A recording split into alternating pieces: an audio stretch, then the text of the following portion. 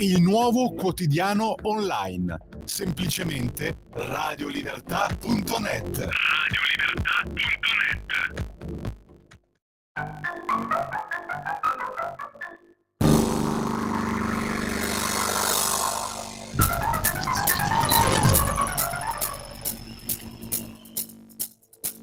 Va ora in onda Zoom, il drive time in mezzo ai fatti con Antonino Danna.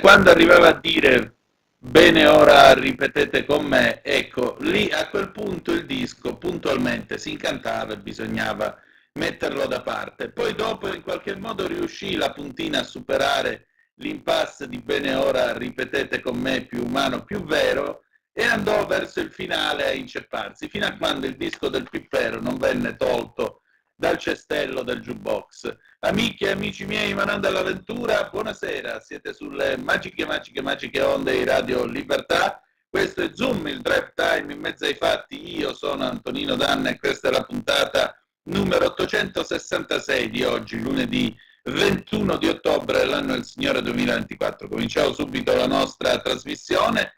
Vi ricordo, date il sangue in ospedale, serve sempre, salverete vite umane, chi salva una vita umana salva il mondo intero. Secondo appello, andate su radiolibertà.net, cliccate su Sostienici e poi abbonati e naturalmente potrete sostenere al meglio la nostra radio, ma non solo. Fesso chi non legge radiolibertà.net, perché radiolibertà.net è diventato un giornale online dove ci sono per esempio i liberamente del nostro direttore Giovanni Sallusti, oppure ancora i giornali della rassegna stampa, le videopillole, l'auto da fè di Giulio Cainarca e molto altro ancora.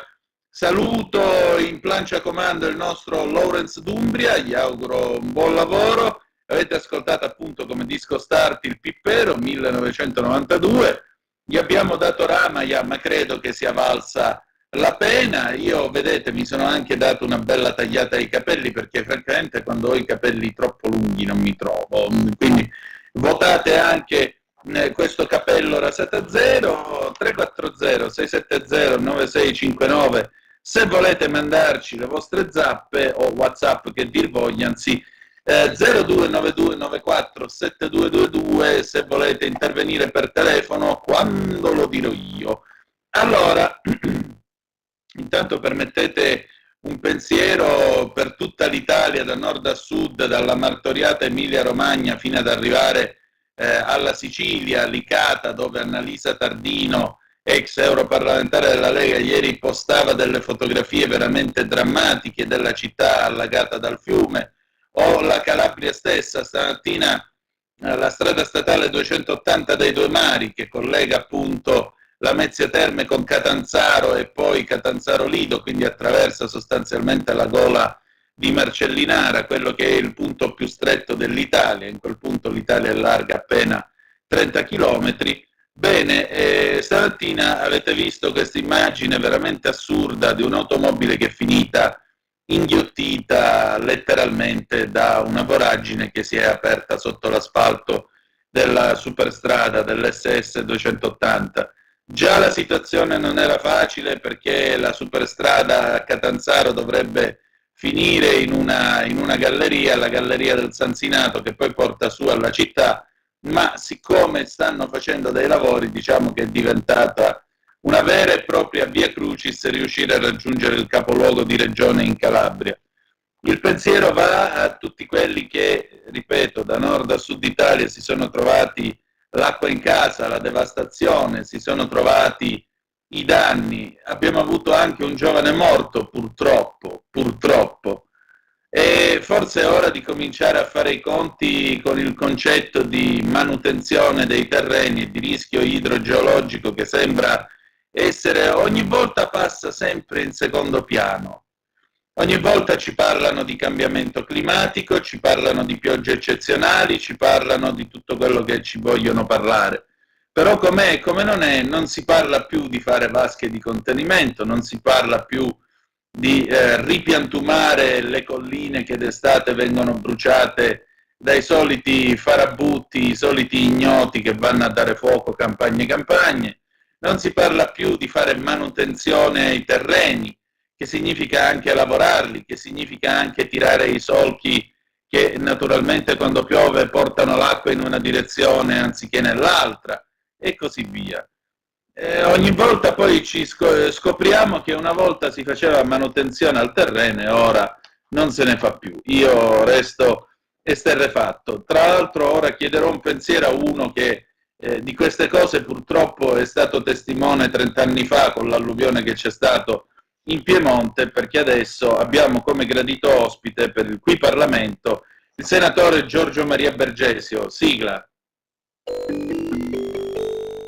Qui Parlamento.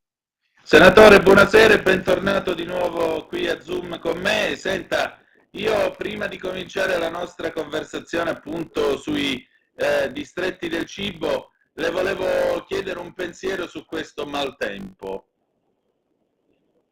Ma guardi, il dramma è enorme, siamo vicini alle famiglie, ma soprattutto ai soccorritori, anche ai tanti volontari che ho visto in queste ore che stanno lavorando e stanno dando un contributo determinante per fare in modo che si rialzino velocemente. Ha detto bene prima, io vengo da una terra dove nel 1994 abbiamo avuto una terribile alluvione, quella della Valle Tanaro, che ha sconvolto il territorio del sud del Piemonte, della provincia di Cuneo. Sono state molte vittime ed è stato un dramma, e anche lì ci siamo rimboccati velocemente le maniche, aiutando, sostenendo la popolazione sotto ogni punto di vista. Io credo che i cambiamenti climatici in corso e l'evoluzione che sta avendo, anche questi fenomeni climatici improvviso, come improvvise piogge torrenziali, alluvioni, temi che coinvolgono poi territori che da sempre hanno avuto meno problemi rispetto a oggi, però il tema sostanziale è anche, e su questo stiamo lavorando anche in Parlamento, garantire velocità, soprattutto dal punto di vista burocratico, per la pulizia dei fiumi, per la pulizia degli argini, per fare in modo che comunque si drenino questi corsi d'acqua e ci mette in sicurezza le popolazioni, perché il tema anche importante, questo l'ha affrontato bene il ministro delle infrastrutture Matteo Salvini, anche il fatto di fare questo nuovo bando, le risorse per il contenimento dell'acqua quando piove, per gli invasi, perché diventa determinante. Se si accumula l'acqua, si tiene l'acqua, non si lascia cadere tutta insieme, e questo diventa anche dal punto di vista della sicurezza del territorio. Noi siamo per la salvaguardia dell'ambiente, però dobbiamo anche essere molto chiari, dobbiamo mettere in sicurezza le popolazioni nel più breve tempo possibile, perché negli anni a venire non è prevista una diminuzione di questi eventi catastrofali meteorologici, ma c'è anche la possibilità di subire come dicono i nostri coloro i quali se ne intendono molto più di noi perché studiano meteorologia, c'è anche l'aspetto determinati di subire degli incrementi. Ecco appunto, per cui magari quei 100.000 euro, anziché spenderli per la fontana in piazza, li spendete per un bel muro di contenimento, per un'opera di drenaggio, per un'impermeabilizzazione. Non portano voti, ma portano sicurezza, che è la cosa più importante. Lo dico a determinati amministratori che sono più attenti all'esteriorità che non alla sostanza, ecco, se mi posso permettere, perché tutto questo comincia soprattutto a livello comunale, comincia proprio dal piccolo, perché è sempre molto facile poi a posteriori dire dov'è lo Stato, cosa ha fatto lo Stato. No, prima di tutto che ha fatto il tuo sindaco. Ma noi, guardi, anche la legislazione regionale è importante. Noi in Piemonte è stato lavorato anche bene la scorsa legislatura per dare la possibilità di intervenire più rapidamente col consenso dei comuni sui tratti di fiume per la pulizia, per rendere omogenee le aree, poi sia per il passaggio normale dell'acqua, ma soprattutto nei casi in cui ci siano degli eventi alluvionali importanti. Questo è stato fatto, poi io non conosco veramente tutta la legislazione di ogni regione, però credo che ci sia una responsabilità di tutti, perché va condivisa e soprattutto vanno date delle risposte urgenti, perché di prevenzione, perché poi qua andiamo sempre a curare quando il malato è terminale, quindi bisogna curarlo prima, perché altrimenti non riusciamo a risolvere i problemi.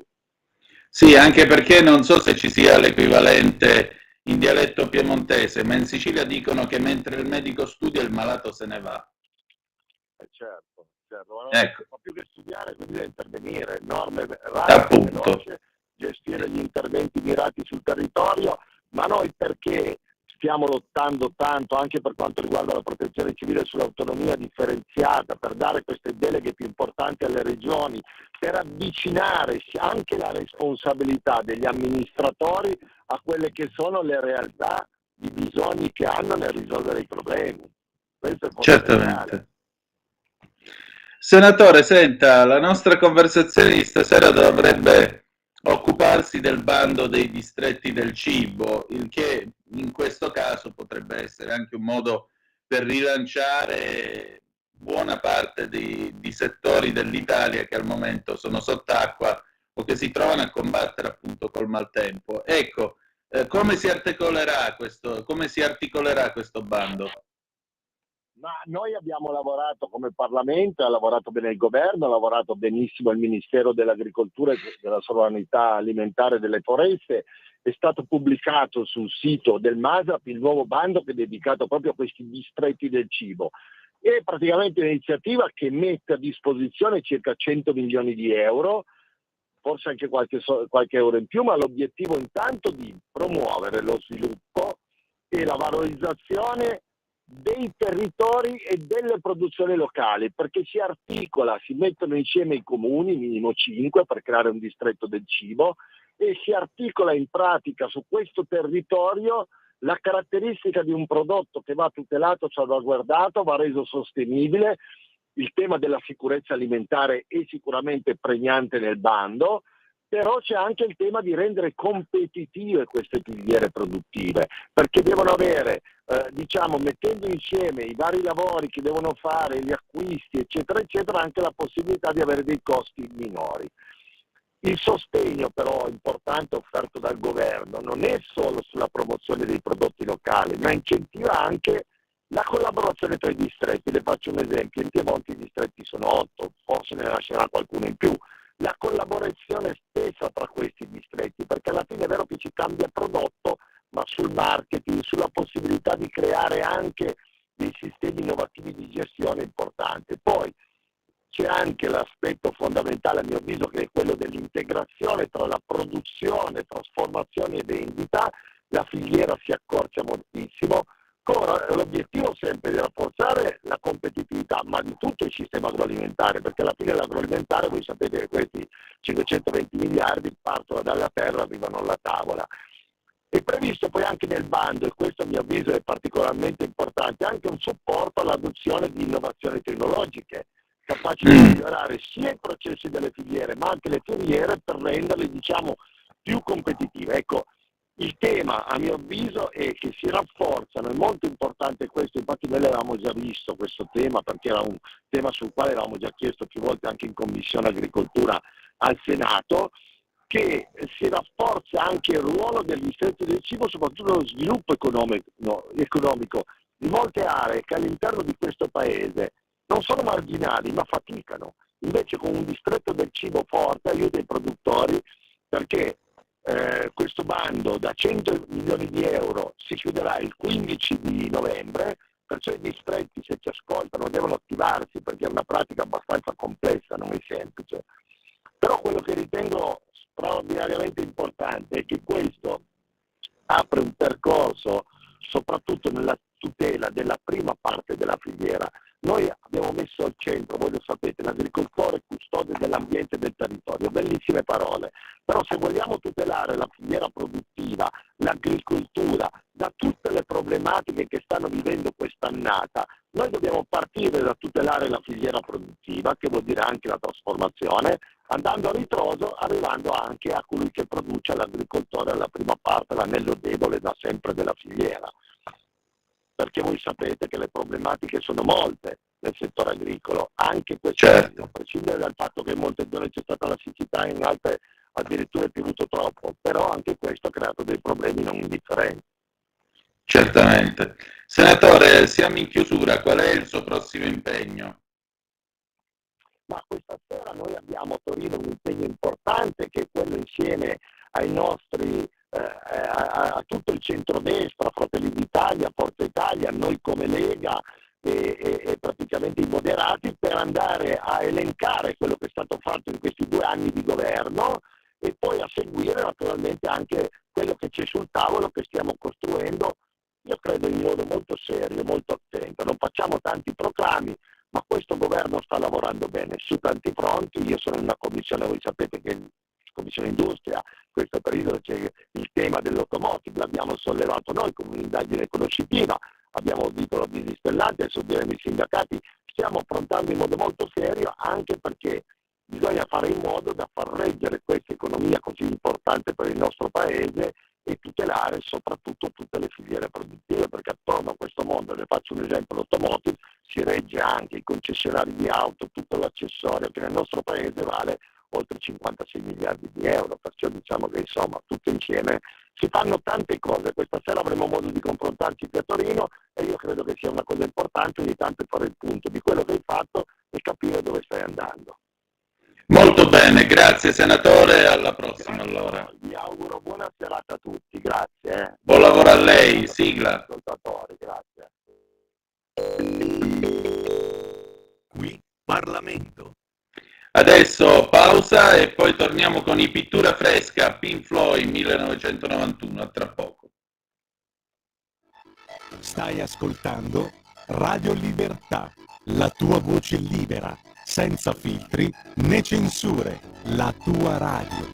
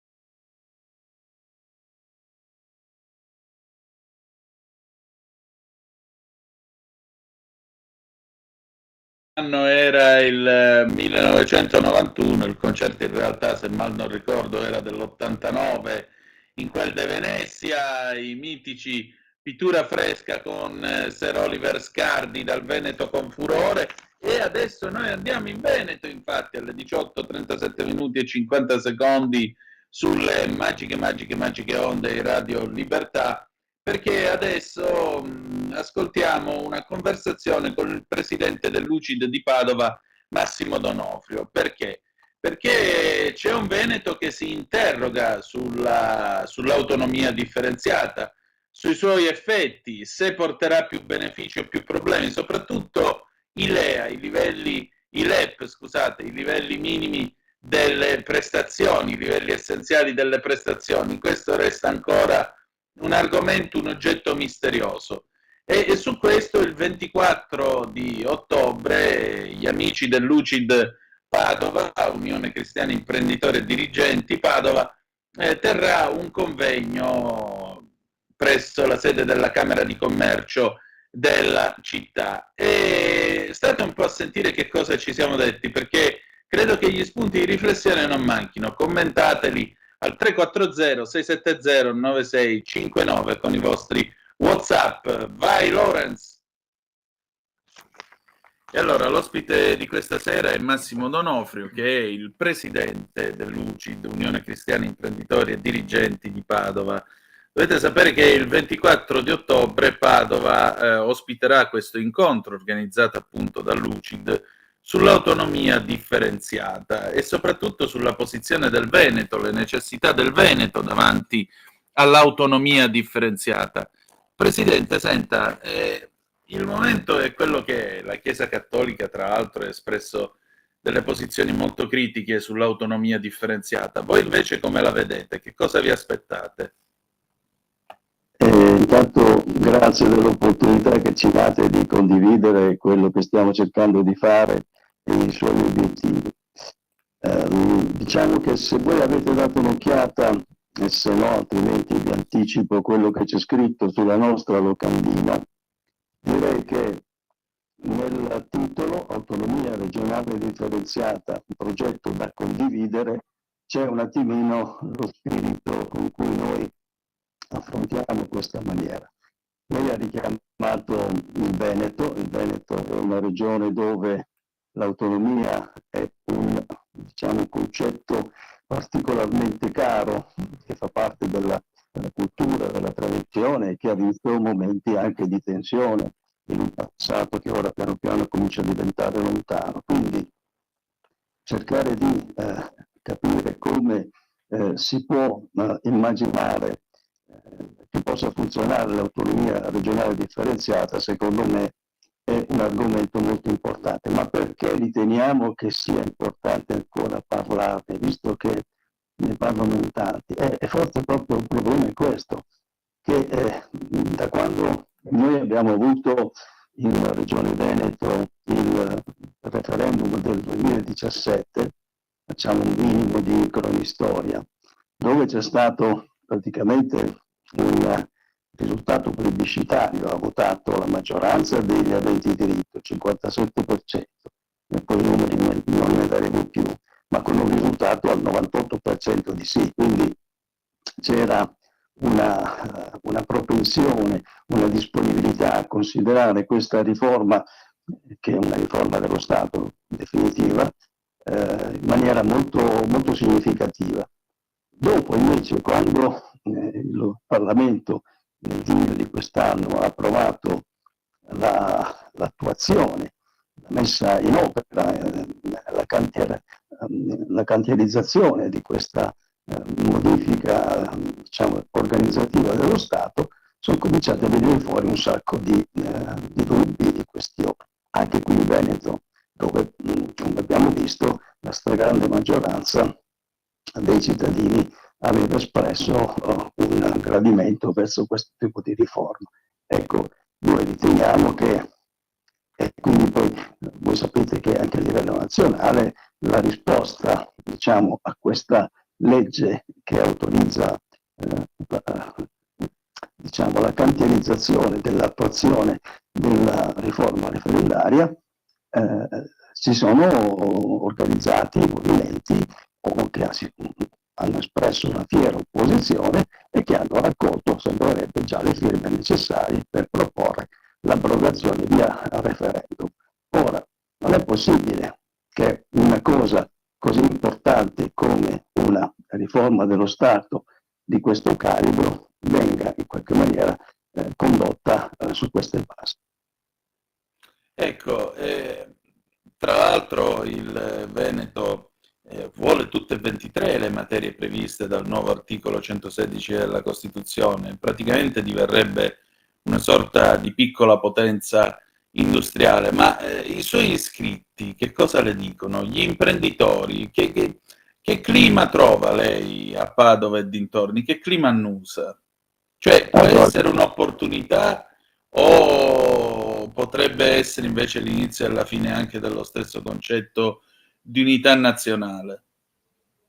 Ascolti, questa è una domanda molto bella e quando noi avevamo già deciso di fare questo incontro, quindi abbastanza di recente, io ho incontrato diverse persone, dei soci della nostra organizzazione, ma anche delle figure istituzionali. Che cosa hanno in comune rispetto all'autonomia regionale differenziata queste persone che ho incontrato? Perché io ho chiesto loro in maniera schietta, avendo noi da progettare un incontro, ho chiesto loro cosa ne pensassero. E sapete che cosa mi hanno risposto tutti? In maniera particolare Tito, una figura che ha una responsabilità politica, sociale molto importante, di cui non faccio il nome semplicemente perché la sua era una chiacchierata, diciamo, a margine, non essendo un politico di professione. Lui mi diceva, carissimo, se lei è capace di spiegarmi in che cosa consiste da un punto di vista di costo-beneficio per il Veneto e per la nazione l'autonomia regionale differenziata, io le potrò rispondere, ma soltanto che io non avrò capito e io non ho capito. Le posso garantire che questa figura istituzionale ha dei mezzi di, come dire, approvvigionamento delle informazioni che sono decisamente migliori delle mie. Quindi se non ha capito lui, figuriamoci noi. Quindi in questo momento noi stiamo cercando di raccogliere delle informazioni che al netto di un pregiudizio ideologico, anche perché si fa presto a dire chi è che ha votato a favore, tutti hanno votato a favore qui in Veneto per la riforma diciamo per l'autonomia regionale, il 98% praticamente tutti, un valore assoluto proprio. Quindi oggi se arrivano delle considerazioni che si oppongono, che fanno di distinguo, secondo me è il caso, ma questo l'ho proposto anche il governatore Zaia, che ci si sieda attorno a un tavolo, si chiamino dei tecnici che possibilmente non siano troppo coinvolti da un punto di vista ideologico e si cerchi di effettivamente di distillare, non dico la verità perché la verità è una parola grossa, ma delle indicazioni che siano il più oggettivo possibile. È quello che cercheremo di fare. Quindi noi abbiamo invitato un costituzionalista che ha una lunga esperienza anche dal punto di vista didattico, ha scritto tanto sull'autonomia, e abbiamo invitato un giornalista economico che ci potrebbe suggerire i criteri con cui valutare l'impatto di questa riorganizzazione dello Stato, perché in definitiva di questo si tratta da un punto di vista economico e finanziario. È chiaro che non abbiamo la pretesa di dare ricette e soluzioni, poi noi speriamo di dare un contributo attraverso cui ciascuno possa avere un miglior criterio per poter decidere poi che cosa fare. Senta, ma secondo lei può funzionare o no l'autonomia differenziata? Cos'è che non la convince? Io non ho un pregiudizio, l'unica cosa che, ma io questa domanda la voglio fare al costituzionalista, l'unica cosa che mi preoccupa vengo da un'esperienza diciamo di carattere organizzativo e quindi credo che bisogna considerare, se vogliamo vedere la cosa dall'alto, una questione di personalità. L'unica verifica che andrei a fare da un punto di vista proprio macro è quello di dire la delega significa attribuire in periferia tutta una serie di responsabilità, e questo sicuramente ci sono delle regioni virtuose che sarebbero capaci di fare benissimo, ma di contraltare la delega ha bisogno, proprio per la sua natura, oltre che di essere circoscritta, definitiva, nota, ma bisogna anche di un controllo. E il controllo quindi deve venire da parte di chi dà la delega, in questo caso lo Stato.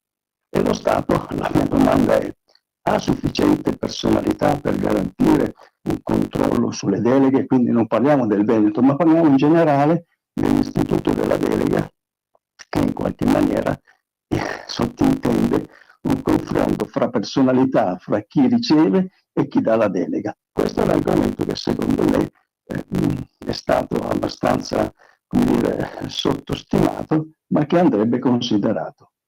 E invece che cosa la convince di questa riforma? Ma il principio, come dice anche il nostro governatore, dove c'è una vicinanza tra c'è una prossimità di gestione di tante cose, magari non tutte 23.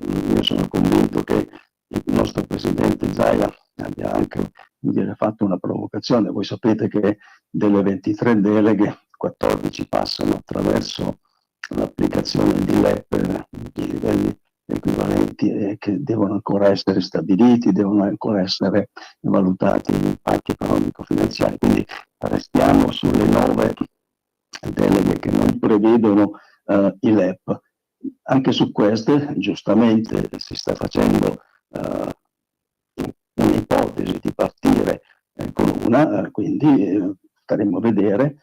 Quello che a me piacerebbe che accadesse, appunto perché questo progetto è da condividere e non da ottenere attraverso il voto in più, perché quando si fanno delle regole che poi devono valere per tutti, sarebbe opportuno che le regole del gioco le definissero entrambi, quindi chi si oppone e chi è a favore.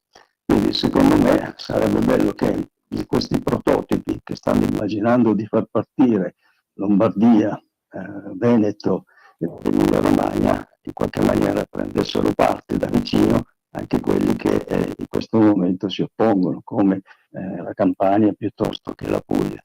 Avere opposizioni contrapposte e risolvere di forza certi confronti significa aprire un'ipoteca sulla riuscita di tutto il progetto e noi ci crediamo, insomma, voglio dire, è un argomento antico quella dell'autonomia regionale, senza fare troppa storia, ma partiamo già 23 anni fa con la riforma della Costituzione dell'articolo 116 che è già del 2001, ma già prima si parlava di autonomia regionale differenziata. Quindi prima di sprecare questa opportunità bruciandola su un confronto che magari, che ne so, il quesito referendario può anche riservare delle sorprese, ecco, io eviterei che la quadra su questo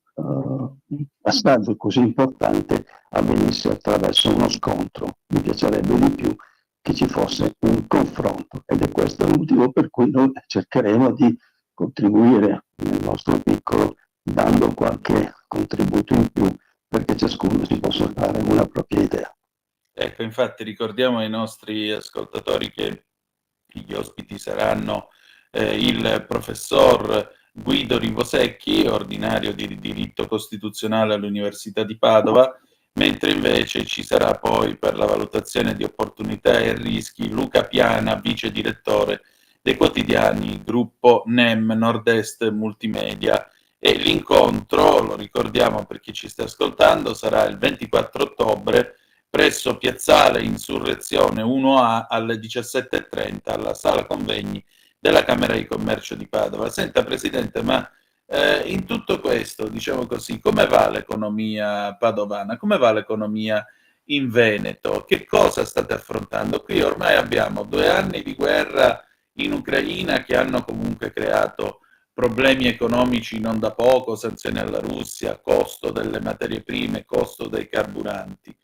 Adesso abbiamo anche la situazione di instabilità del Medio Oriente, tra l'altro si aspetta questo eventuale attacco di Israele contro l'Iran, e questo significa che molto probabilmente ci potrebbero essere dei rincari per quanto riguarda il costo del petrolio. Già solo alle voci dell'attacco dell'Iran contro Israele il 1 ottobre il petrolio era salito del 3% nelle quotazioni. Ecco, dice, ma noi siamo in Veneto, che cosa ci interessa di una cosa che succede a 3.000 chilometri di distanza? Ma questo è il mondo globalizzato, lo diciamo per i nostri ascoltatori. Ecco, come vanno le cose adesso? Allora, la domanda è bellissima, anche perché io condivido al 100% la sua visione, che non ci si può continuare a guardare la punta delle scarpe per capire come va il mondo. Quindi anche questo programma che noi abbiamo, restiamo sul macro, poi scendiamo sul basso per arrivare alla sua domanda. Anche sul macro, tutto quello che noi in questo momento vediamo, tipo la discesa dei tassi di interesse anche dall'altra parte dell'oceano, sono ampiamente legati a questi fenomeni che potrebbero in qualche maniera sconvolgere le previsioni economico-finanziarie. Il mondo è diviso oramai in 3 poli: gli Stati Uniti, che stanno praticamente facendo un pochino strada a sé, che risultino repubblicani, che risultino democratici, ci sarà un ripiegamento e una chiusura e una rinuncia al ruolo che gli americani hanno avuto fino ad ora, almeno in una parte. Poi c'è l'altra parte del mondo, che è quella dell'est, che chiaramente fa capo alla Cina, e poi ci siamo noi qui in mezzo, che non riusciamo a trovare una soluzione condivisa, e questo è un motivo di grande difficoltà. Dunque, fermo restando che se chiudono, per fare un esempio banale, per motivi di guerra, Hormuz, piuttosto che qualche altro canale importante per i traffici e per la consegna dei prodotti petroliferi, sarebbe un disastro, e noi vedremmo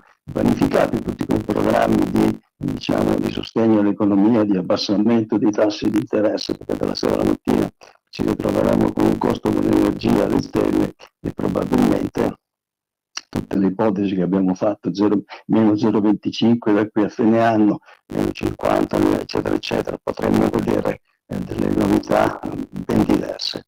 Dunque, qui in Veneto come va?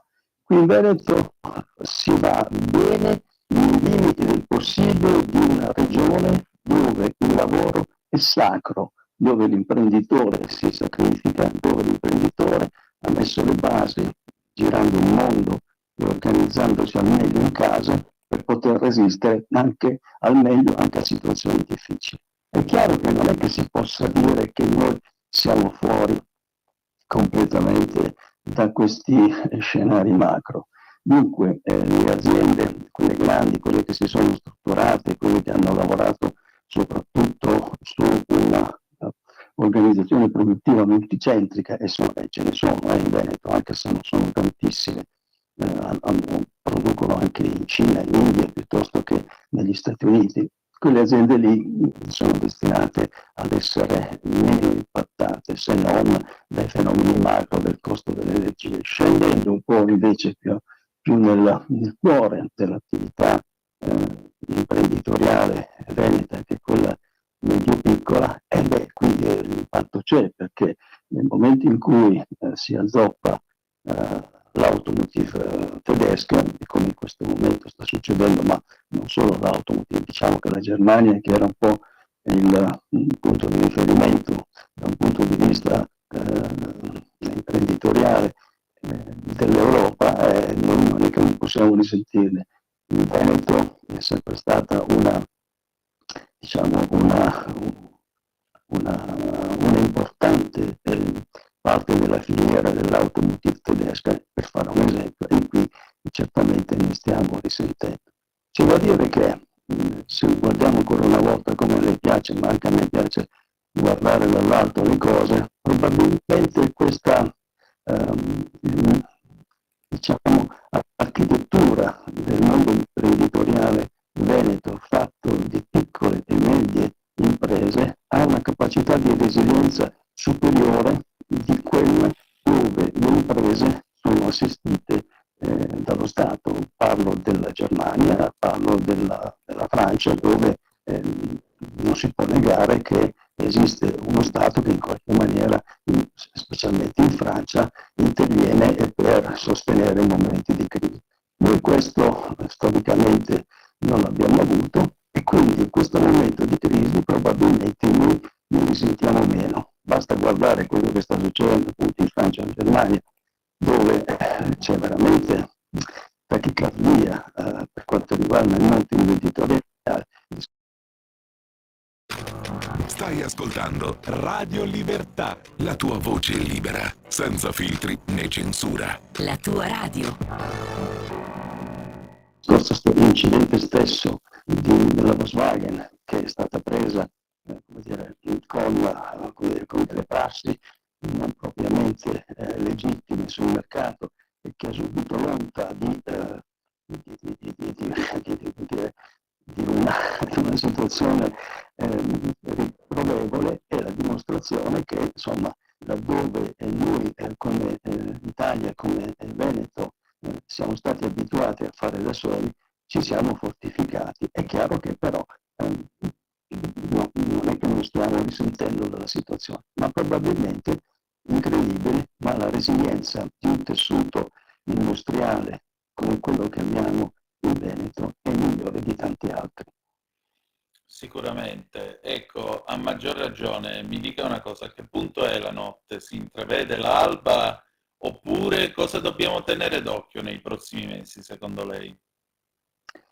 Secondo me noi dobbiamo tenere d'occhio l'evoluzione di scenari che sicuramente l'Italia, quindi me che non è Veneto, non è che riusciamo a controllare, quindi i macro scenari di guerra sono in mano ad altri. L'Europa si muove in maniera, come dire, quasi pantuziana, insomma, ecco, siamo assenti, è inutile che ce lo raccontiamo. Noi facciamo delle grandi dichiarazioni di principio, ma poi non siamo capaci di influire. Ma d'altra parte sullo scenario, per esempio quello israeliano-arabo, non sono capaci di influire nemmeno gli americani, almeno così sembra, quindi non è che ci dobbiamo rimproverare tanto. Quindi qui non siamo in grado di fare grandi previsioni e tutti quanti viviamo un attimino nella speranza che si possano cominciare a chiudere alcuni fronti, perché questo è molto importante. Sul resto credo che ci sarà un periodo piuttosto lungo di entropia. L'entropia è un momento di confusione generale dove io sono convinto che comunque noi come l'imprenditoria, e mi riferisco questa volta proprio a quella veneta, saremo in grado comunque di decifrare, perché essendo noi delle strutture piccole, snelle, veloci, siamo capaci di rapportare in una maniera straordinaria quello che è il ruolo dell'impresa rispetto a un mondo che cambia con le sue esigenze. Questo è il grande appunto, la grande forza della manifattura e dell'impresa in generale veneta. Quindi io tutto questo aspetto sono positivo. Non sono capace di dire, perché credo che sia difficilissimo, quello che accadrà domani, ma qualunque cosa accada, noi siamo ben piazzati perché la nostra organizzazione è fatta proprio nel suo DNA, è predisposta per il cambiamento, per adeguarsi alle nuove esigenze. E questa è l'articolazione sulla vita meravigliosa della manifattura e del Veneto in generale, ma anche dell'Italia, perché noi siamo fieri di far parte di un sistema che è questo, insomma, ecco. Senta, mi dice una cosa, spassionatamente glielo chiedo e con questo concludiamo il nostro colloquio e la ringrazio del suo tempo e della sua disponibilità, ma che vuol dire essere imprenditori o dirigenti cristiani in un mondo come questo nel quale il denaro non dorme mai? Non è E rischiate di fare la figura di quelli che vanno con la vecchia 600 quando la gente corre con la Ferrari elettrica. Chiaro, questo è un pregiudizio di tipo dogmatico, mi spiego. Già nel nostro acronimo UCID ritrova giustamente dirigenti, imprenditori, cristiani. Io cambierei quella U per dire che c'è anche un'altra, diciamo, dimensione che è quella di cittadini. Noi siamo tutte e tre le cose, noi siamo imprenditori e quindi abbiamo la responsabilità, l'onere, ma anche il piacere di confrontarci all'interno con le aziende, all'esterno con il mercato, con la pubblica amministrazione, quindi abbiamo un ruolo e lo facciamo. Siamo cristiani e ci rifacciamo a dei valori che in questo momento si sono persi e io non so se sia un affare che si siano persi. Con questa storia che appunto quelli che immagino i cristiani, c'era un mio amico che li chiamavano gli scoronabanchi, nel senso quelli che vanno sempre in chiesa dalla mattina alla sera, hanno una visione piuttosto superata. Noi come cristiani ci piace ricordare il riferimento a dei valori che sono anche quelli di solidarietà, quelli di flessibilità, quelli di accoglienza, quella di non essere diplomatici. Noi siamo disponibili al dialogo, noi abbiamo bisogno che con il nostro modo di procedere possiamo trovare dei tratti comuni con quelli che magari cristiani non sono, ma che comunque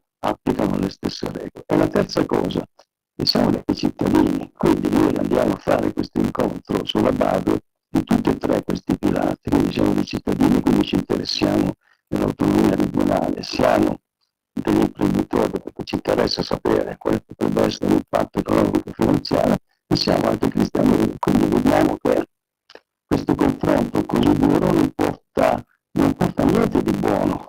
Secondo noi invece riuscire a trovare un punto di mediazione tra chi si oppone e chi propone passa anche da un confronto come quello che cercheremo di fare nel 24. Molto bene, allora lo ricordiamo ai nostri ascoltatori: autonomia regionale differenziata, un progetto da condividere giovedì 24 ottobre 2024 alle 17:30 presso la sala convegni della Camera di Commercio, Industria e Artigianato, Piazza dell'Insurrezione 1A a Padova. A introdurre, organizzato ovviamente dall'UCID, Unione Cristiani Imprenditori e Dirigenti di Padova, ci sarà il presidente Massimo D'Onofrio, che ringrazio, e gli ospiti saranno il professor Rivo Secchi, ordinario di diritto costituzionale presso l'Università di Padova, e il collega Luca Piana, vice direttore dei quotidiani del gruppo NEM. Presidente, grazie ancora. Grazie a voi e grazie ai radioascoltatori.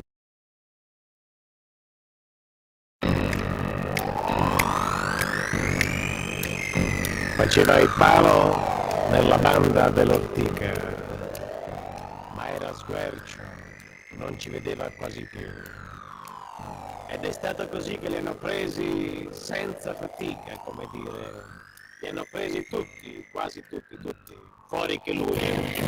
Lui era fisso che scrutava nella notte, quando passa davanti a lui un carabiniere. Insomma, un ghisa ricariva a un metronotte, anche una piega lui la fa, anche un plissé. Faceva il palo nella banda dell'Ortica, faceva il palo perché era il suo mestiere.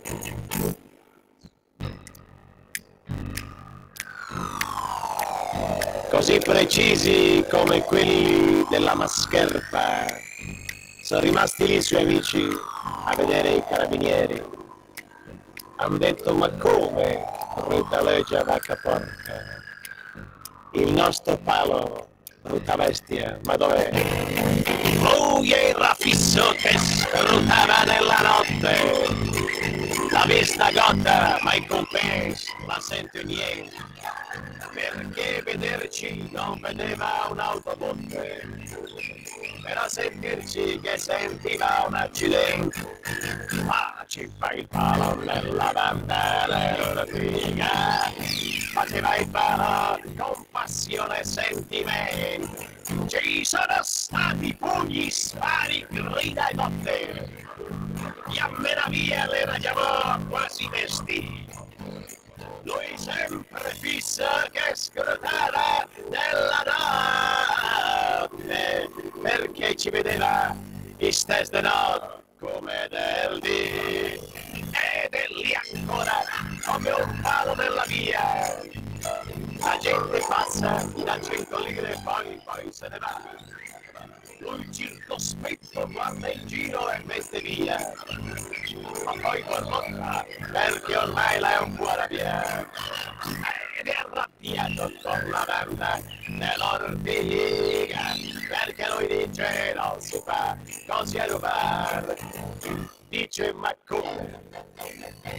A me mi lascia i piedi fuori.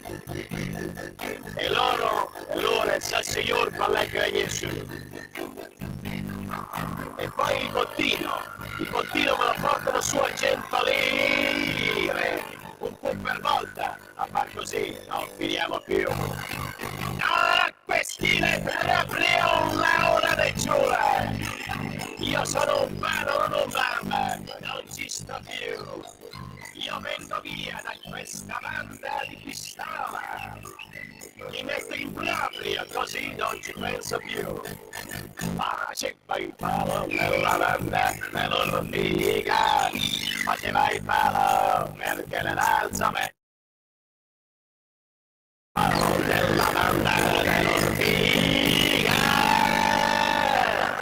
faceva il palo perché ne alza me.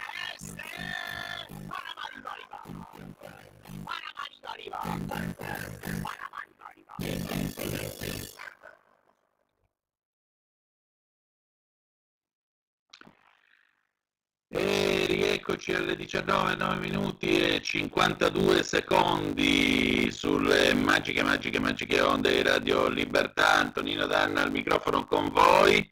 Adesso è giunto il momento di andare a Milano, perché ieri sono passati 80 anni dalla drammatica strage di Gorla e ne ho parlato con la nostra Carla De Bernardi nella sua bellissima rubrica La grande città. Lawrence, se sei pronto vai pure. E allora questa sera noi ci ritroviamo con Carla De Bernardi per La grande città. La grande città, bellissimo libro tra l'altro che vi invito a cercare in libreria, e in particolare 20 di ottobre la strage di Gorla. Che cosa è successo, Carla? Allora, arrivo perché sto sfogliando il libro per avere... Allora, la strage di Gorla è una cosa che è successa il 20 ottobre del 43 e questo è il motivo per il quale ne parliamo oggi, perché oggi è il 20 ottobre. Io ne ho già parlato in trasmissione, ma credo che valga la pena di ricordarlo e anche di dire che l'altro giorno, perché hanno fatto la commemorazione un paio di giorni fa, c'era Mattarella alla commemorazione, che non era mai venuto. Quindi è la prima volta che il Presidente della Repubblica partecipa a questa commemorazione. Quello che è successo quel giorno, allora, c'erano i famosi fortezze volanti, no? Che partivano dall'aeroporto, credo di Foggia, comunque da un aeroporto del sud, e venivano a bombardare il nord. Quel giorno partì un aereo americano che arrivato su Milano prima sganciò una bomba su Precotto, sulla scuola di Precotto, e poi sganciò una bomba sulla scuola di Gorla. Perché successe questo? Perché il pilota doveva bombardare la Breda, e conto che Precotto da via Lemonza fai una strada di 200-300 metri, forse 400, arrivi via Breda, no? Perché quella è la zona industriale di Milano dove si sono insediate le fabbriche all'inizio del Novecento, fino all'800, inizio del Novecento, la Breda, la Falck, la Pirelli, la Magneti Marelli erano tutte lì, no? Questi qui volevano bombardare la Breda, però hanno sbagliato e quando si sono accorti di aver sbagliato hanno virato e per alleggerirsi hanno sganciato le bombe. Una è caduta sulla scuola di Precotto, che si chiama, come diavolo si chiama la scuola? Non Antonio Rosmini, Rosmini è quella di Greco, di Gorla. Quella di Precotto aveva un altro nome, ho detto scusa guarda che te lo cerco perché ce l'ho scritto. La scuola di Precotto che c'è ancora è una bella costruzione ottocentesca, adesso è abbandonata, per un bel po' di anni Era c'è stata Francesco Crispi, la scuola di Gorlo. Bravo, la Francesco Crispi. Ci sono stati per tanto tempo il centro sociale Ponte della Ghisolfa, te lo ricordi? Sì. A un certo punto sono stati sgomberati, quindi in questo momento secondo me la scuola è in disarmo totale e lo si vede anche da fuori perché si vede che non stanno neanche facendo dei lavori, è messa veramente piuttosto male e lì per fortuna, scusate perché abbiamo un goccio. Non preoccuparti, abbiamo tempo. Per fortuna morivano solo 3 persone perché sono riusciti a far evacuare tutti dalla scuola perché non erano scesi come invece è successo a Gorla come si chiama? Nel sotterraneo antiaereo, no? Certo, Sono usciti dalla scuola, sono morti solo 2 bidelli e un padre che a un certo punto era tornato indietro quando i bambini erano usciti per controllare che fossero usciti tutti i bambini e quel poveretto lì ci ha rimesso le penne. Invece a Gorla, dove la bomba viene sganciata pochissimi minuti dopo, a Gorla c'entrano in pieno il vano delle scale, la tromba delle scale, mentre tutti i bambini, che erano 180, un numero così, con le maestre delle bidelle, stavano correndo al rifugio antiaereo. Non hanno fatto in tempo ad arrivare al rifugio antiaereo e sono morti tutti questi 180 tra bambini e insegnanti. Alcuni si sono salvati perché l'insegnante, i più grandicelli, li aveva fatti uscire dalla finestra. E quindi quelli che sono usciti dalla finestra si erano salvati, tant'è che c'è ancora qualche superstite del bombardamento di Gorla. In particolare c'è stato un bambino, di cui adesso non ricordo il nome, ma forse te lo trovo. Il problema è che sono in salotto e c'è pochissima luce, perché non ho acceso la luce grande. Comunque, questo bambino qui venne dato per morto e lo misero allineato con tutti gli altri piccoli defunti, uno vicino all'altro, penso che cosa straziante che deve essere stato, e convinti che il piccolino fosse morto. In realtà quel piccolino lì aveva un sasso, un pezzo di maceria, qualcosa, insomma, qualcosa che gli ostruiva la gola e quindi non aveva difficoltà respiratorie, ma però per fortuna il parroco che stava dando la benedizione alle salme si accorge che quel bambino non è morto e quindi scoprono che c'è questo sasso che gli ostruisce la gola e ovviamente lo salvano. Si chiamava Giancarlo Novara e credo che sia morto proprio tipo l'anno scorso, hai capito? Ha vissuto tanto. C'è ancora qualche superstite, oppure anche fratelli o parenti di bambini che sono morti ed erano tutti alla commemorazione l'altro giorno. Nella piazza di Gorla dove c'è 86 anni nel 2022 Giancarlo Novara. Ecco, vedi, è morto da poco. E nella piazza dove c'era un municipio di Gorla, perché Gorla sai bene che era uno di quei comuni che nel 1923 diventa quartiere. E quindi il municipio di Gorla, che è una deliziosa casetta rosa, non venne dismesso perché non era più necessario avere un municipio e un sindaco. E quella casa lì ha avuto diverse vicissitudini, poi ne racconteremo magari in un'altra occasione, finché venne acquistato dalla nonno di questo proprietario attuale che si chiama Marco Arosio, che è non è architetto, lui no, però è responsabile di una casa d'aste a Milano, che ha sede, mi pare, in via San Marco, e lui è un collezionista di arte applicata del Novecento, vale a dire vetri di Murano, ceramiche di Gio Ponti, mobili di Ebenisti Liberty, e ha una casa che è un museo. Io ho avuto la faccia tosta di andare a bussare e lui gentilissimo mi ha accolto e mi ha fatto visitare questa bellissima casa che è un museo. E ha veramente degli oggetti di grandissima bellezza per chi ama ovviamente il Novecento italiano, in particolare milanese. Di fronte a questo ex municipio c'è un monumento che ricorda i piccoli martiri di Gorla, si chiama proprio così, ed è una enorme figura di bronzo che io ritengo rappresenti la morte, perché indossa una specie di saio col cappuccio, Sì. e ha il volto coperto in onda, non si vedono i lineamenti, e tiene in braccio un bambino esanime, un bambino di una decina d'anni, non proprio un piccolino, un bambino sì, che può avere 9-10 anni, e lo tiene in braccio esanime, con le braccia e le gambe nel vuoto, e la testa all'indietro, ed è la morte che ha colto questi bambini quel giorno. Sul dietro della statua, dietro la schiena della statua, ci sono 2 colonne di cemento o di marmo, adesso non mi ricordo il materiale, comunque un materiale lapideo, sul quale sono incisi a basso rilievo degli aerei, i bombardieri. Sul lato destro c'è un bombardiere che va verso nord e che sgancia una bomba, che va verso nord, e nell'altra colonna c'è un bombardiere che torna indietro verso sud e sgancia la bomba, e sotto questi 2 bombardieri si vede chiaramente una fabbrica, sai, si vede quella saloma un edificio a 3 punte, ecco.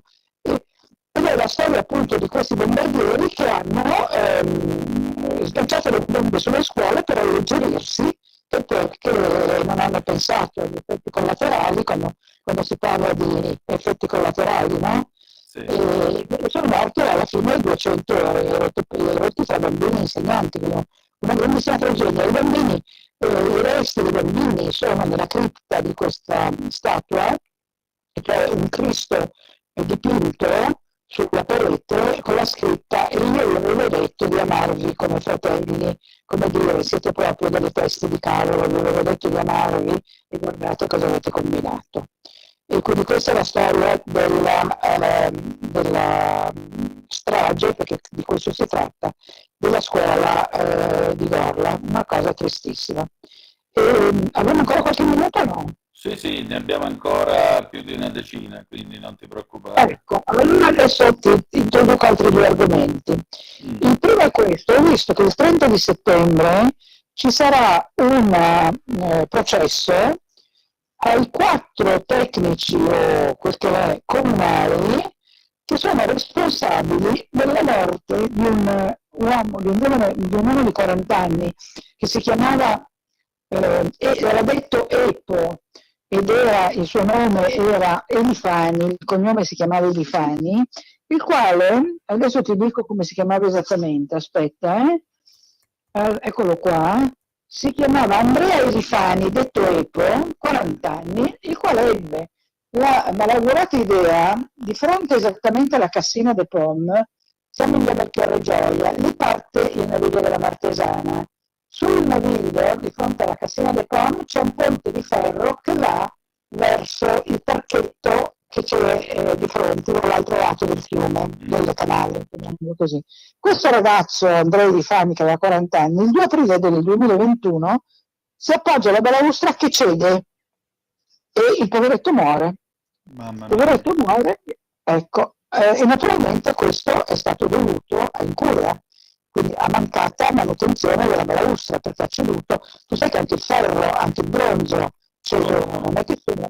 Ecco. E allora il poveretto molto sfortunato è caduto ed è morto, e adesso ho visto che il 30 settembre c'è credo l'inizio del processo, perché sono stati rinviati a giudizio 4 tecnici o ispettori comunali, adesso non so che incarico avessero. E il poveretto però non c'è più, e quindi spero che gli rendano giustizia e anche che lo risarciscono con dei bei soldini la famiglia, però lui poverino non c'è più. Immagina, tu ti sali su un ponticello di ferro, ti sporgi per fare una foto oppure per guardare il panorama, pam, cadi e ora merci, la tua vita è finita. Questo ponte ha una storia divertente, perché questo ponticello di ferro era chiamato nel XX secolo, quindi nel Novecento, era chiamato il ponte del Panfis. Sai cosa vuol dire? No. Sì, lo sai. Il ponte del Panfis vuol dire il ponte del pane sicuro, perché ok. si riferiva al salario garantito che si poteva trovare lavorando nella fabbrica di candele, che credo si chiamasse Bonomi. Ci sono delle varie teorie, però io vi sposo la teoria che si chiamava fabbrica di candele Bonomi, perché questo ponticello univa appunto, lo attraversavi per andare alla fabbrica di candele Bonomi e che ti garantiva il posto fisso alla Zalone, no? Sì. Per cui si chiamava il Panfis, perché chi lavorava alla cereria Bonomi aveva la garanzia del salario. E quindi è questa cosa divertente, no? Sì, direi decisamente. Decisamente, il ponte Panfis. Adesso che il ponte è chiuso, Che mi sembra, scusami, fa ironico contraltare a una diga che c'è qua vicino Castano Primo, la diga del Pan Perduto invece. Esatto, che è una meraviglia. La diga del Pan Perduto non è esattamente l'inizio del Naviglio Grande, perché No. il Naviglio Grande inizia a Turbigo, però è nelle vicinanze. E sai che è la mia prossima meta, perché alla diga del Pan Perduto si arriva a piedi, volendo, dalla stazione di, come si chiama, Somma Lombardo. Sì. Cioè io prendo il treno, vado a Somma, scendo, mi faccio i miei bravi 3 km e mezzo che si fanno in meno di un'ora e me ne vado a visitare la diga del Panfis, perché è meravigliosa. Tra l'altro c'è un ristorantino e c'è anche un B&B. Io vorrei andare a visitarla, poi fermarmi a mangiare e a dormire e vederla anche di sera, perché di sera è suggestivissima, questa è lunga, lunga, lunga, attraversa il Naviglio, ma non è il Naviglio, adesso non mi ricordo come si chiama il canale che attraversa, o forse è il Naviglio, comunque se non è il Naviglio è un altro canale contiguo, molto grande, tra l'altro fanno anche visite per bambini, per cui vorrei poi portarci anche i miei nipotini, e di sera è bellissima, tutta illuminata, e poi di giorno la visiti, quindi la mia gita futura, appena fare un attimo di tempo, andare insomma col treno, andare a piedi al Panfis, al Pan Perduto, e poi venire, perché quello che vorrei fare è raccontare i navigli a piedi, come ho fatto a Milano, quindi farmi i 3 navigli milanesi, che sono la Martesana, il Naviglio Grande e il Pavese, farmeli pianino pianino, passo in passetto, fermandomi nelle località a visitarle, a Cassano d'Adda, a Trezzo d'Adda, a Gorgonzola, stiamo parlando ovviamente della Martesana, dall'altra parte a tutte le località che ci sono sul Naviglio Grande, e poi rimaneremo anche fino a Pavia, ma proprio vivendoli non da turista, da viaggiatrice, hai capito? Viaggiare lungo queste strade. Scusa? Ci sta, è una bella storia. E poi sicuramente poi ci scriverò ovviamente un libro, ma soprattutto farò queste passeggiate. Sai che poi amo molto finire in trattoria, no?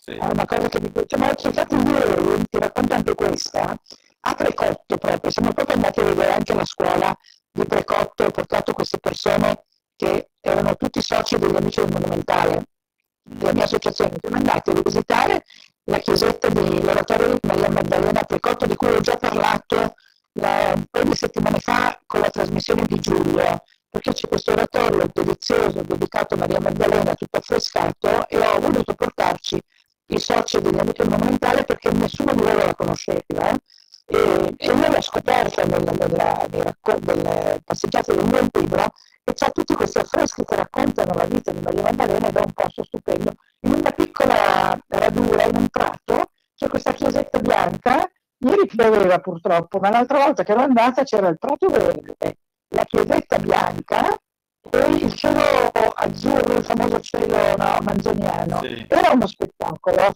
Allora io ho portato i miei amici lì, poi siamo andati appunto a vedere anche la chiesa di Precotto, e poi li ho portati a mangiare in una vecchia trattoria milanese che si chiama La Madonnina, che c'è a Precotto. Antonino, abbiamo mangiato veramente bene. Io ho mangiato scaloppina, la classica scaloppina con limone e prezzemolo, gli spinaci al burro, e poi ho mangiato un'altra cosa. Poi gli altri si sono sbizzarriti. Chi ha preso come si chiama, il risotto, chi ha preso i tortellini, chi ha preso la mozzarella in carrozza, chi ha preso la cotoletta. Abbiamo speso in 11 persone Sì, 114 euro in 11 persone. che meraviglia. Quanto fa 114 diviso 11? Fa meno di 11 euro a persona. Sì. Vino compreso, caffè compreso, e poi abbiamo speso 114 in realtà perché una persona ha preso il dessert, uno 10,36 solo. euro a persona. Ecco, se una persona non prendeva la crostata buonissima di Amarini, spendevamo 110. Che spettacolo. E poi era strapieno. E poi mi chiedevano, ma come mai era strapieno di sabato mezzogiorno? Dico, per forza, si mangia bene, si pagano 10 euro. Per la tua pubblicità visita il sito radiolibertà.net. Vuoi che non sia strapieno? Appunto. Ecco, Che e meraviglia. per chiudere invece ti dico cosa ho fatto stamattina prima di andare. Nel pomeriggio sono andata a Novate a presentare il mio libro, e come ti ho detto prima nella nostra conversazione privata, ho venduto tutti i libri che avevo e mi hanno applaudito, tutti contentissimi, brava. Insomma, io non sono una che fa la ruota, però devo dirti che mi fa piacere quando è successo. Erano tutti contenti. Ma stamattina, siccome era troppo poco andare nel pomeriggio a Novate, sono andata alla fiera di maggio, perché la terza domenica del mese di ottobre a maggio si fa la fiera. È una fiera che si fa da 100 anni. Oggi è una fiera che è un po' come la fiera degli ebrei, cioè è pieno di abiti, vestiti, tappeti, insomma oggetti per la casa. Non è una fiera intrigante, però ci sono anche dei banchetti di artigianato, ci sono dei banchetti di cibo da strada, e sono andata alla fiera di maggio perché ci tenevo ad andare a salutare gli amici che avevano uno stand di Casa Petrarca. Perché tu sai che Casa Petrarca è la casa che c'è a Baggio, dove ha abitato Petrarca. Inizialmente era un rifugio per pellegrini gestito dai Templari, questo nell'anno tipo 1000. Però. Uno xenodocchio per l'esattezza, quindi per i pellegrini. Sai che il pellegrino, sai da dove viene pellegrino? No, perché? Da dove viene? Viene da per ager, cioè è colui che viene dal campo, quindi lo straniero, il pellegrino. Sì. E lo xenodocchio è il rifugio dei pellegrini che viene da xenos, quindi sempre da straniero, no? Ecco, fai conto che anche Santa Maria presso San Satiro a Milano hanno uno xenodocchio, tanto per dire. Quello lì era uno xenodocchio dei Templari. A un certo punto arriva Bill Petrarca, che ne scrive anche abbondantemente a dei suoi amici, e dice che lì lui ha trovato la pace vicino a questi ruscelletti, perché lì c'erano i fontanili, c'erano le risorgive, i fontanili, era aperta campagna, e lì lui aveva fatto una specie di convivio di menti eccelse, e lì aveva ospitato sicuramente adesso ti dicevo il Bramante, ma non è il Bramante, quello che ha scritto il Decameron, come si chiama? Boccaccio. Boccaccio con Bramante. Questa associazione Casa Petrarca sono delle persone deliziose, quindi ho voluto andare a trovare il presidente, il vicepresidente, la coordinatrice, che si chiama Giuseppina, non mi ricordo il cognome, ma insomma io la chiamo Pina, e li ho salutati, li ho baciati, eccetera, e mi piace parlarne perché loro hanno salvato, insieme all'associazione Cascina all'Interno, hanno salvato appunto questa vecchia cascina milanese che c'è a Baggio, attaccata alla casa dove abitava il prete Retanà, in via Gioia, Ecco che perché tutto si tiene. quello doveva diventare un complesso residenziale nuovo, dovevano radere al suolo la cascina d'interno, che l'interno viene da infernum, che viene dal celtico ad fernum land, cioè una landa lontana. Insomma, c'è tutta a un certo punto ci va il Petrarca, e sai che Petrarca era come si chiama, il precettore del nipote di Giovanni Visconti, adesso non mi ricordo mai se è Galeazzo o Gian Galeazzo, uno dei due, che Giovanni Visconti l'aveva assunto per capire se il suo nipotino aveva le doti per diventare signore di Milano. Sì. E Petrarca lo educa e poi va dal nonno o dallo zio e gli dice sì, questo ragazzo ha tutte le doti per diventare il signore di Milano, perché è coraggioso, perché è generoso, perché è intelligente, e per lui disegna la tortora con il cartiglio su cui c'è scritto a bon droit, a buon diritto, cioè a buon diritto, a bon droit, questo ragazzo può diventare il signore di Milano. In Casa Petrarca c'è una parete che è stata restaurata dall'associazione Casa Petrarca, che è decorata con una tortora col cartiglio a bon droit, la corona dei conti, perché i visconti diventano duchi molto tardi, inizialmente sono conti, e la razza, che è il sole nascente, che era il simbolo dei visconti, che ritroviamo a Castello Sforzesco, ritroviamo in Duomo e ritroviamo in un sacco di posti. Questi qui di Casa Petrarca si svenano per Casa Petrarca e l'hanno veramente salvata dalla distruzione.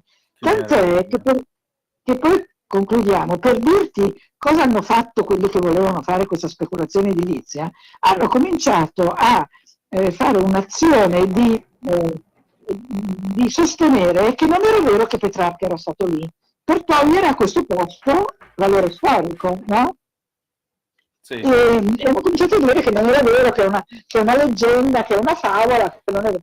Invece questi di Casa Petrarca e di Cascina all'Interno sono riusciti a dimostrare con una ricerca documentale pazzesca che invece Petrarca era proprio lì e che quindi è una cascina che ha un altissimo valore, perché adesso una casa dove abitava il Petrarca, tirarla giù per fare un condominio sarebbe veramente un abominio, no? Condominio. Ecco. E quindi questi amici qui fanno una gran fatica perché il restauro l'hanno fatto a spese loro, sono una onlus ovviamente, sono in affitto dal Comune di Milano, che non gli fa pagare un affitto pazzesco, ma che per loro è molto, e quindi oggi proprio ho voluto andare a dargli la mia solidarietà, perché sono veramente delle persone speciali, che proprio a questa cosa hanno dedicato l'anima, capisci? L'anima. Mi pare E quindi a me le persone che si dedicano così a una cosa così importante con tutte loro stesse. Allora, la Giuseppina Bettapina si chiama Macciotti ed è una signora deliziosa. E poi c'è il presidente che si chiama, adesso te lo dico, si chiama, porco cane non lo trovo, però se andate sul sito l'ho trovato, adesso in questo momento mi sfugge il nome, li ho visti tutti stamattina, per cui devi avere pazienza perché io sono un po' rinfreddito. Senti, dimmi.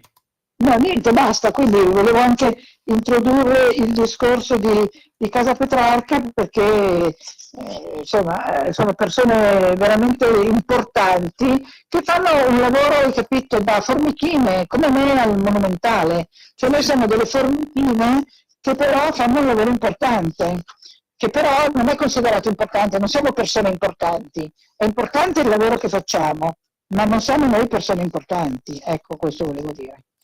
E questa mi sembra la migliore conclusione da parte di gente che invece è importante per quello che fa, e grazie per quello che fate.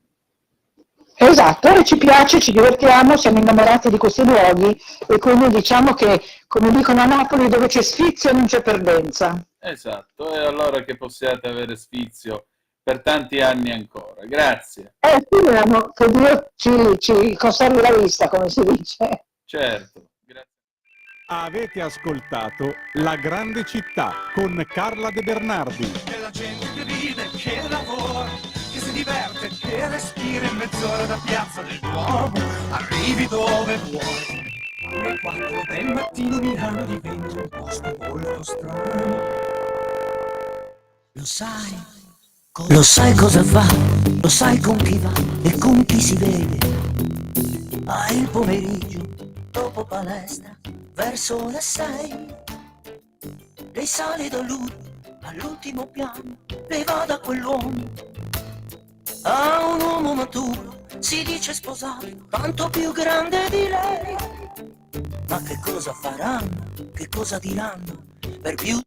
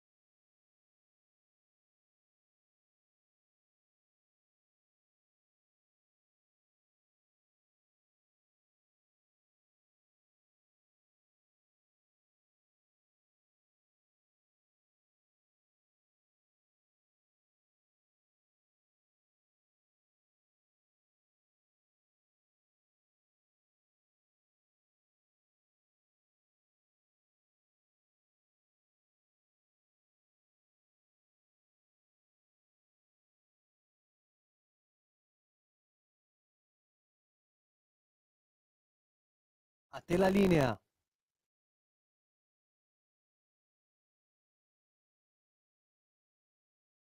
A te la...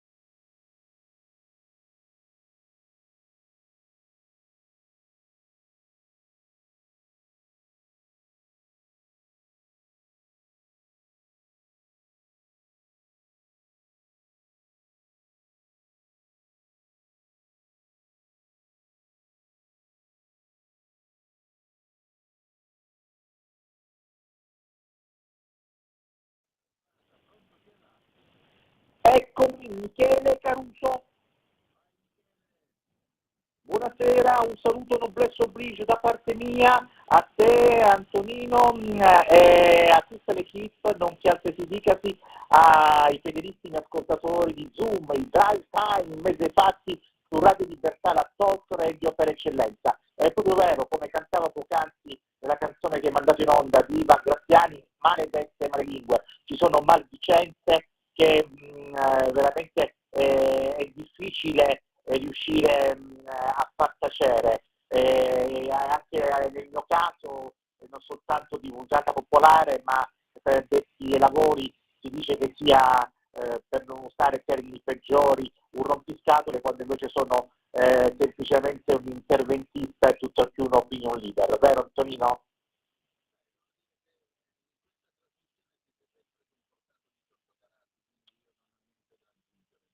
Ecco, grazie. Il punto di Michele Caruso. Montesquieu, filosofo giurista illuminista, nella sua opera principale, Lo spirito delle leggi, fece una suddivisione ripartendo i poteri dello Stato in potere legislativo che spetta al Parlamento, potere esecutivo che spetta al governo e potere legislativo che spetta al Consiglio Superiore della Magistratura. Ovunque dichiarato che fossero autonomi e indipendenti senza che ci fosse l'ingerenza dell'uno nell'altro.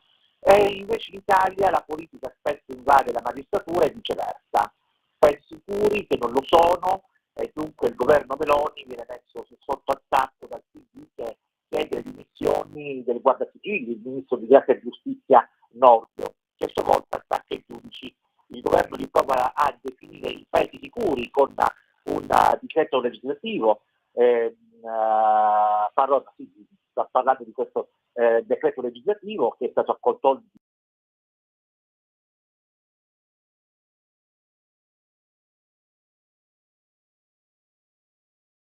forze di giustizia restano obbligatorie.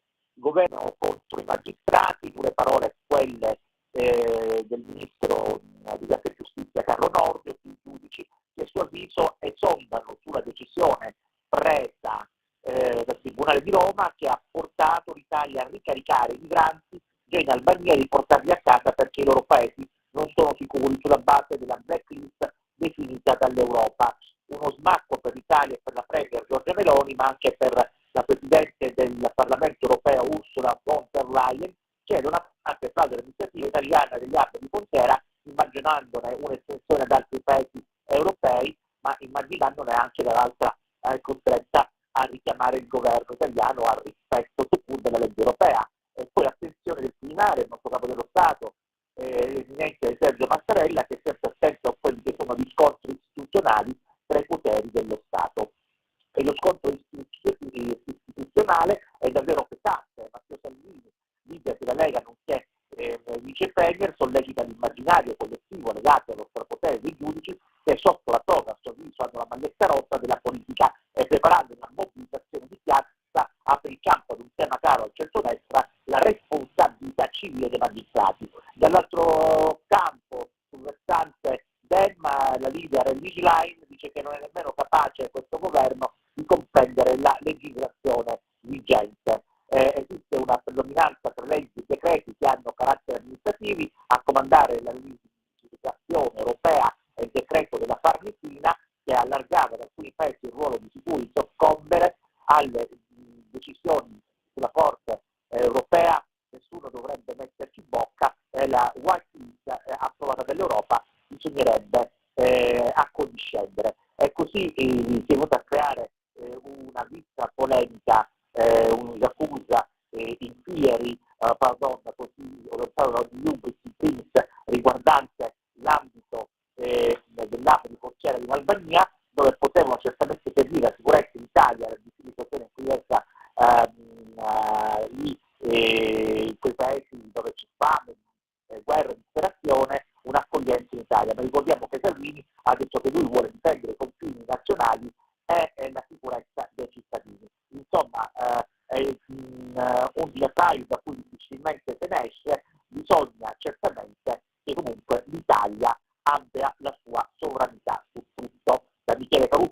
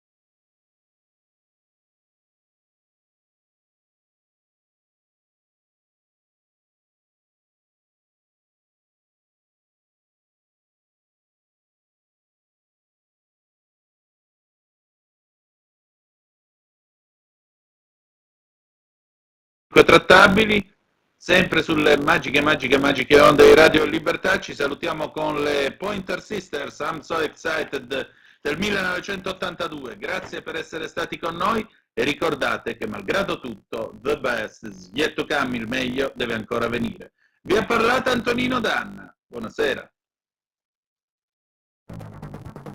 Avete ascoltato Zoom, il drive time in mezzo ai fatti.